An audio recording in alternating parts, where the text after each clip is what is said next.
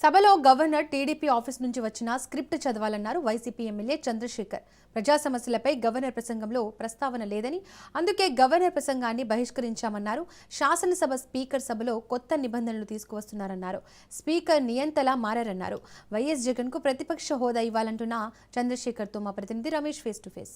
Congress party governor ప్రసంగాన్ని బహిష్కరించింది. YSR Congress party ఎమ్మెల్యేలు, ఎమ్మెల్సీలు శాసనసభ సమావేశాలను బాయ్కాట్ చేయడం జరిగింది. ఇక ఎందుకు సమావేశాలను బాయ్కాట్ చేశారనే అంశాలు మనతో మాట్లాడటానికి ఎమ్మెల్యే చంద్రశేఖర్ గారు ఉన్నారు. సార్, ఈరోజు గవర్నర్ ప్రసంగం జరుగుతుంది.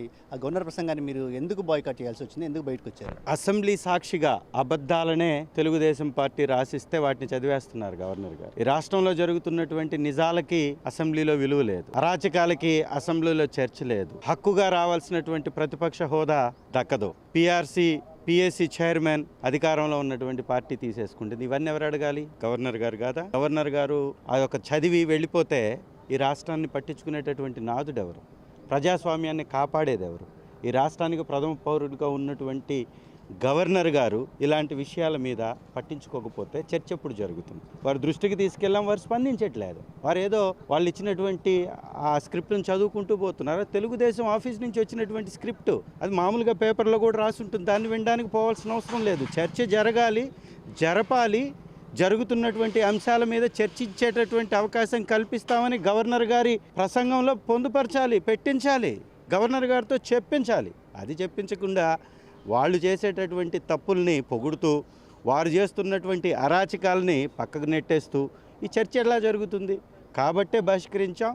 వైఎస్ఆర్ కాంగ్రెస్ పార్టీ ఈ రాష్ట్రంలో ఉన్నటువంటి ఏకైక ప్రతిపక్ష పార్టీ. ఇంకో పార్టీ ఉందా? రాజ్యాంగంలో ప్రతిపక్ష పార్టీకి ఒక హక్కు ఉంది. ప్రజల పక్షాన పోరాటం చేసేటటువంటి పార్టీ ప్రతిపక్ష పార్టీ.